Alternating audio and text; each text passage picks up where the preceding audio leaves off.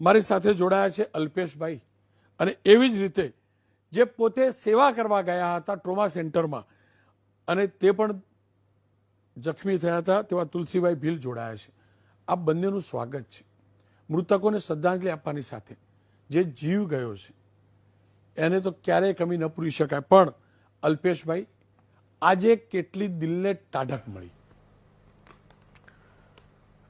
ટાઢક તો મળી વિશેષ, પણ એ સાથે અસંતોષ એ છે કે આ જે આતંકી છે એ આતંકીઓને વહેલામાં વહેલી સજા ક્યારે થાય અને જડબે સલાક દાખલો ક્યારે બેસાડાય એની અમે રાહ જોઈને બેઠા છીએ.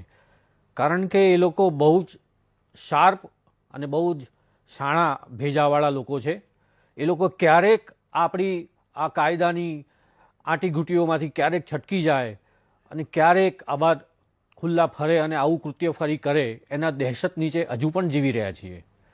તો આ કૃત્ય ફરી ન થાય એના માટે જડબે સલાક દાખલો બેસાડવા માટે આ આતંકીઓને તાત્કાલિક 15 દિવસની અંદર જ ફાંસીની સજા થાય અને એ જાહેરમાં થાય એવું મારું નિવેદન છે.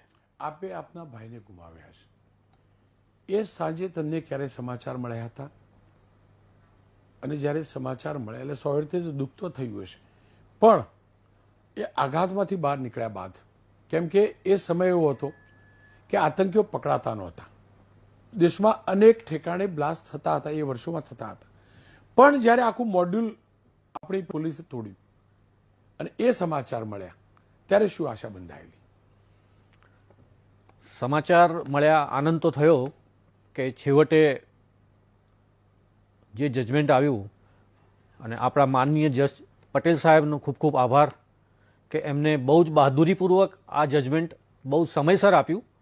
એની સાથે સંકળાયેલા તમામ પોલીસકર્મી, એટીએસનો સ્ટાફ, ક્રાઇમનો સ્ટાફ, અને એમની મહેનત એળે ન જાય એ માટે આ કલ્પ્રિટ્સ અને આ આતંકીઓને વહેલામાં વહેલી સજા થાય અને એમની મહેનત ફળે એવું આપણે ઈચ્છીએ. આપ જોડાયેલા રહેજો મારી સાથે.